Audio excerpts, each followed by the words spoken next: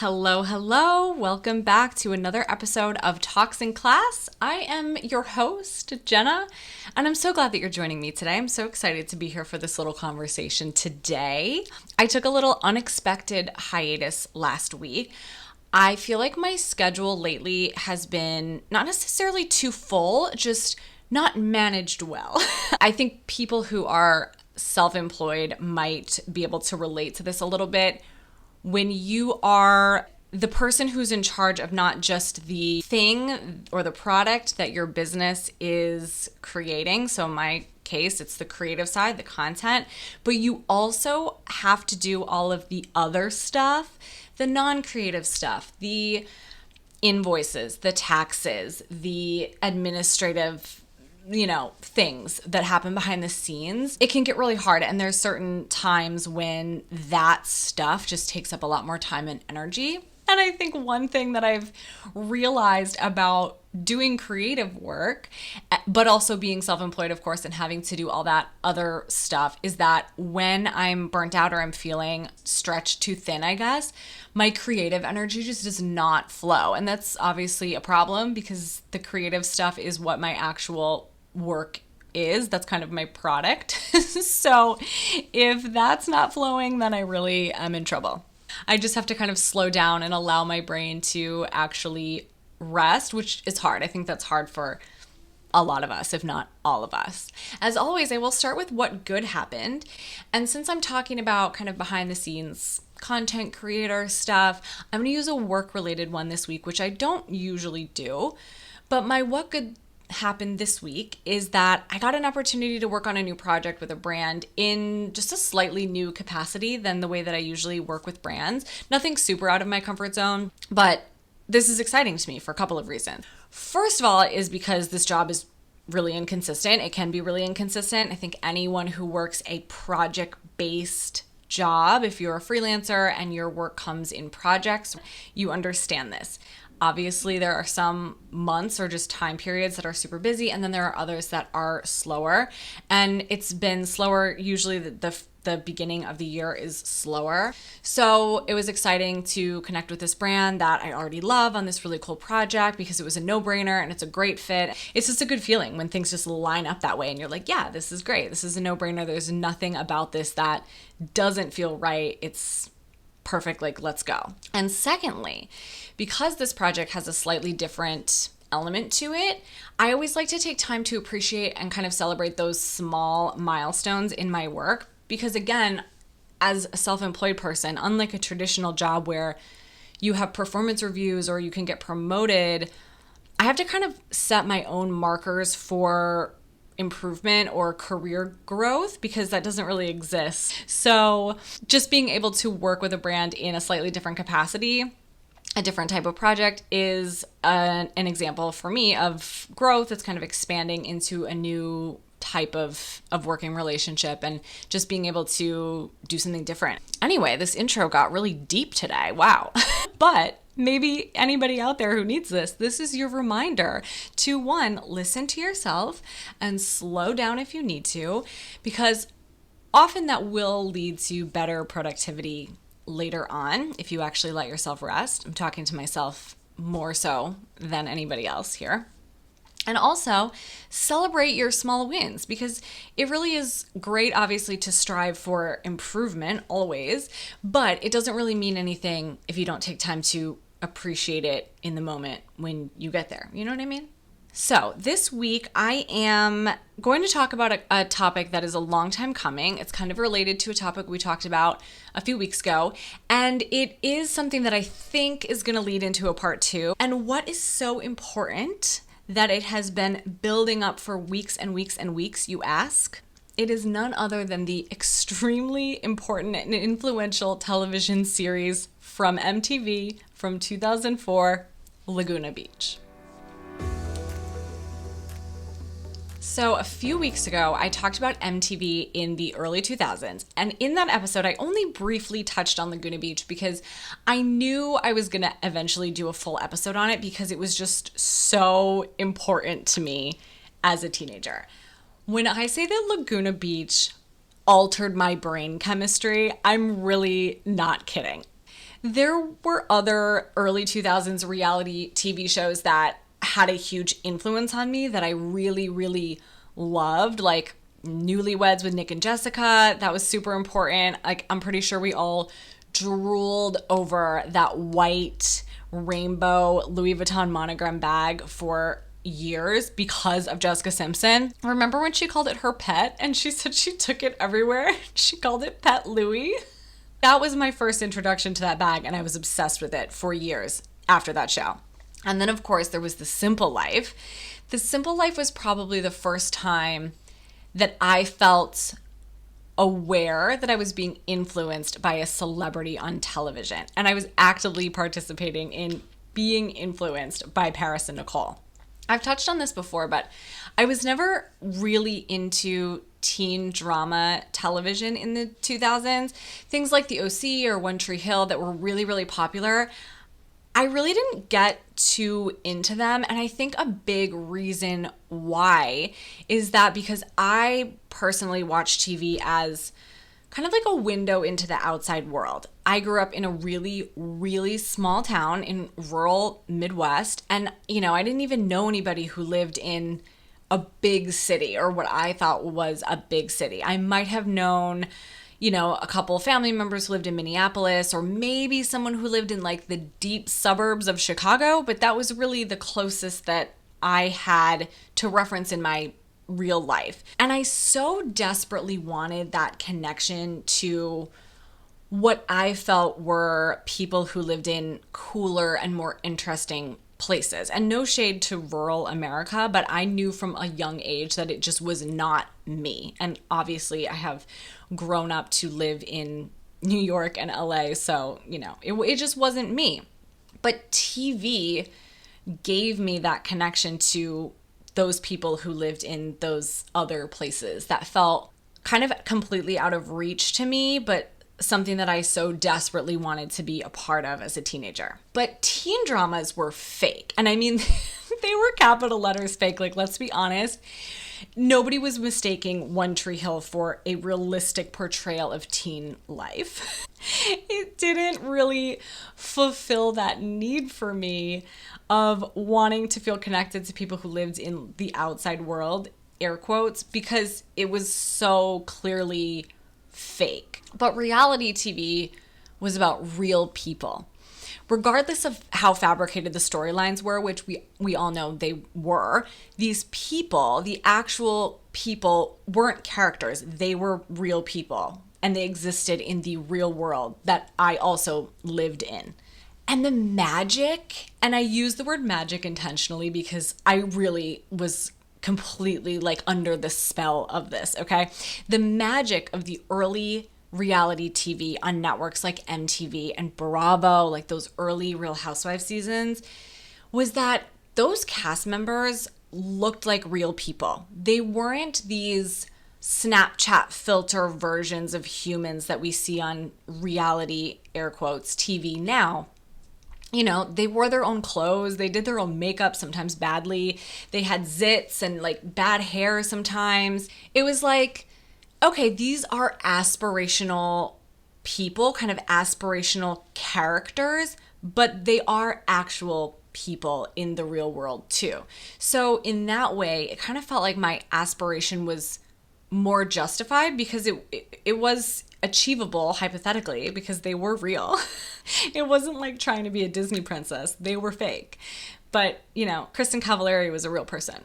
So when The Simple Life came out, Paris and Nicole were real people that you could see walking down the street if you happened to live in, Beverly Hills. And if you were a normal kid like me, you could literally open up an Us Weekly and see pictures of them shopping, and you could look and see where they were shopping, what brands were they wearing, what stores were they going to, what drink did they order at Starbucks. You could go to the mall and buy a Von Dutch trucker hat just like Paris wore in The Simple Life. They had terrible hair extensions, so I went to Sally's and bought terrible hair extensions.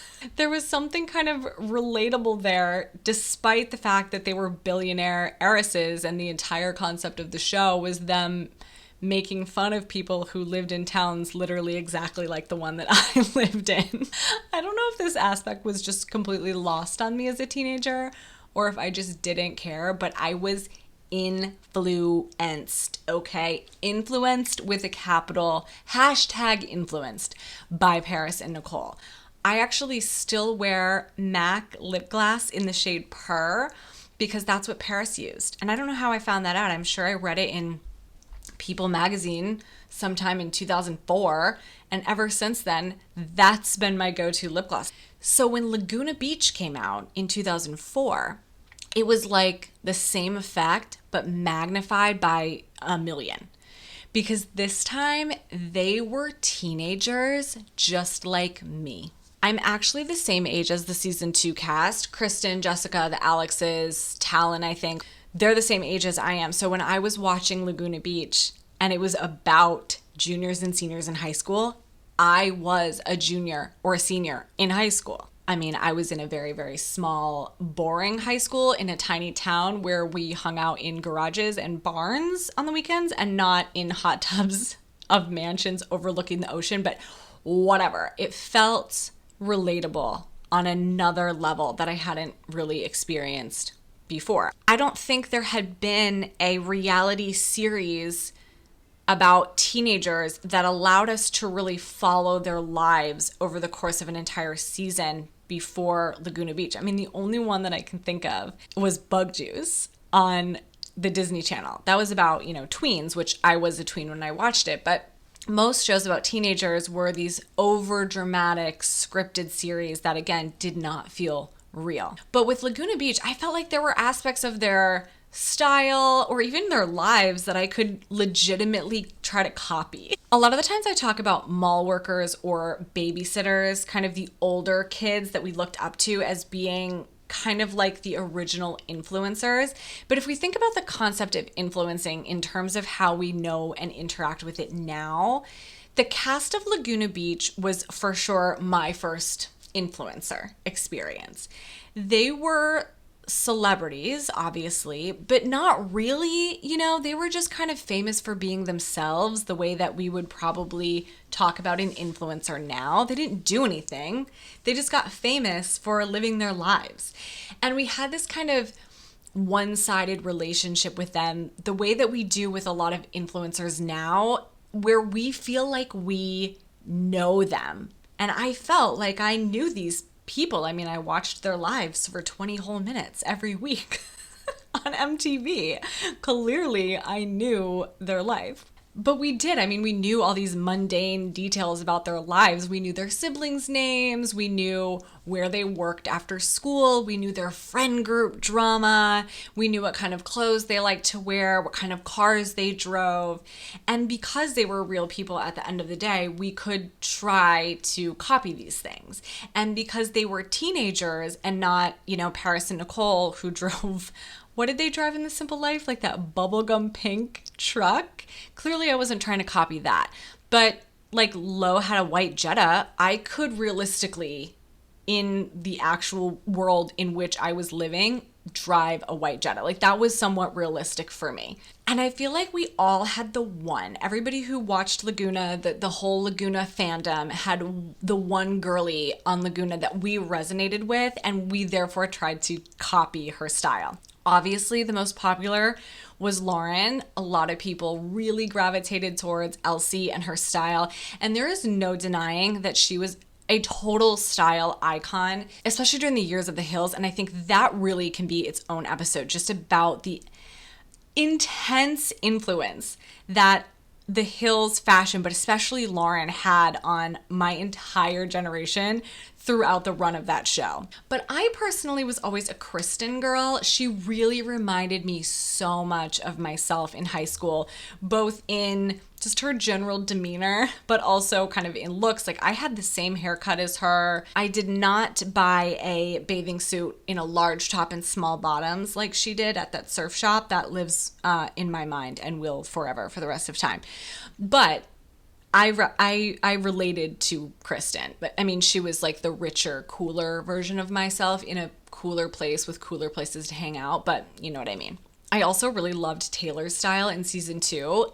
hot take probably, but season 2 of Laguna Beach I think is way better than season 1. I actually would go so far as to say that season 2 of Laguna Beach is one of the best seasons of reality TV I've ever watched. If you haven't watched it in a while, it's on Paramount Plus. I believe it's now on Netflix as well.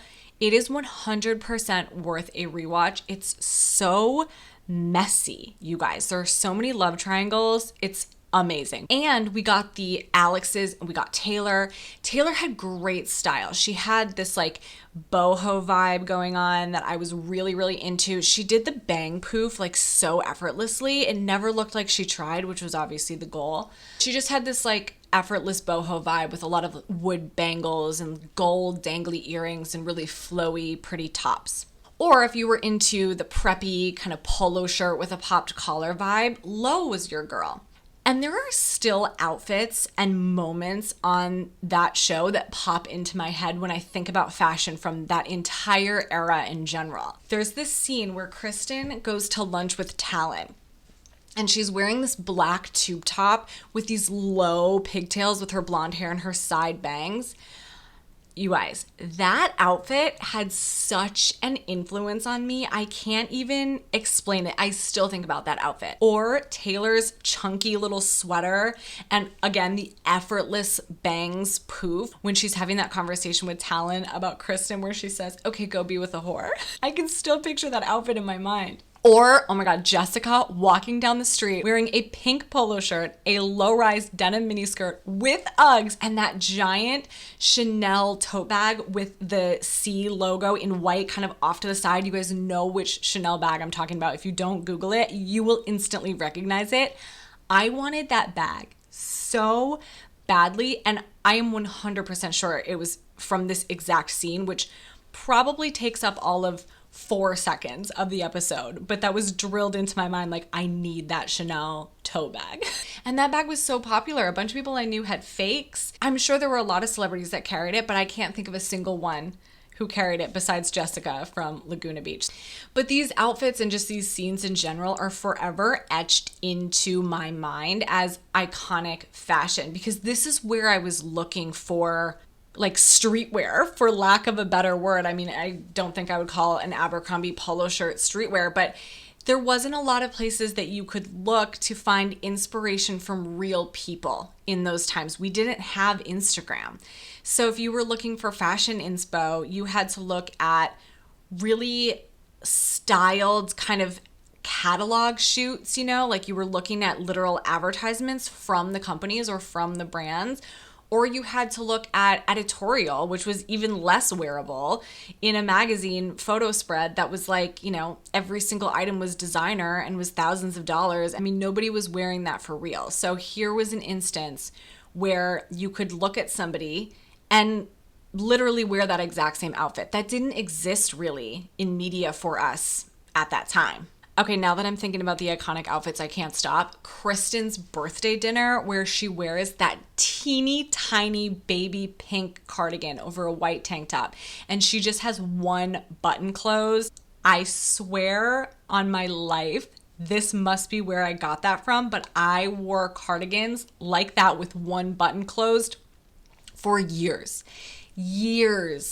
after I saw that. I have a photo of me wearing a cardigan like that on Christmas in 2009, and that scene was probably filmed in 2005. Or there's this scene where Lauren is getting ready to leave for college in San Francisco, and she's wearing a spaghetti strap tank top, flip-flops, these massive flare jeans that are like dragging on the ground, and a huge chunky scarf, like massive chunky scarf with her hair in just a casual ponytail and her giant sunglasses. I mean, I'm talking Lenny Kravitz meme level huge chunky scarf with a tank top and flip-flops. This is something that has been so memed and so parodied when we're talking about 2000s fashion, is like Uggs with miniskirts, a huge scarf with flip-flops and, you know, a tank top. The fact that we paired winter wear with beach wear. We were watching this on Laguna Beach. Like, this is where I got this from. 100% chance that Any ideas that I had about combining winter wear with beach wear came directly from Laguna Beach. And did I run to Hollister and buy the exact same scarf in teal and wear it over a white tank top layered over a teal tank top that matched the scarf? Yeah, I did. And I paired it with brown plastic flip-flops and low-rise flares. And I still have the scarf. I made a video with it. I was really excited when I found that scarf because I loved that thing. And it was probably because of Lauren Conrad. And this is what I mean when I say this show was so influential, even though it was just this silly reality show on MTV about teenagers. To me, it was like watching a fashion show of our peers week after week on TV.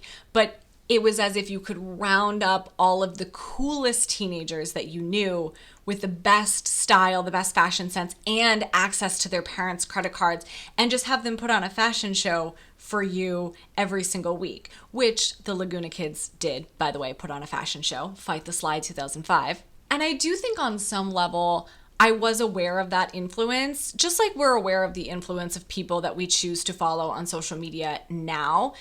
And that was part of the appeal to me. It wasn't even necessarily about the drama. At least for me, it wasn't.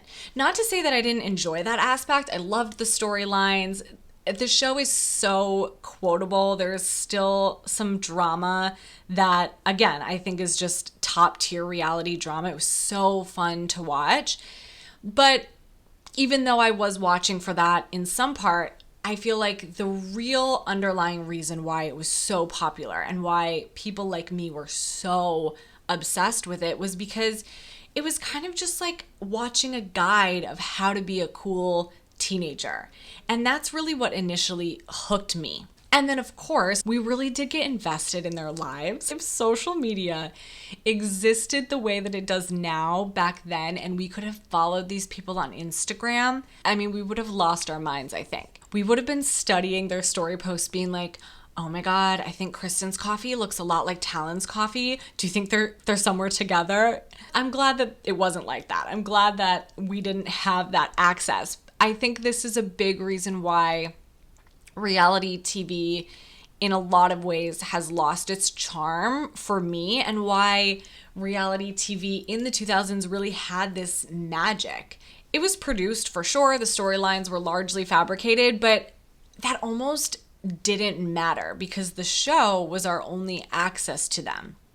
So unless they gave an interview to, People magazine or were on a talk show, even that was a controlled situation that was probably very largely controlled by a publicity team.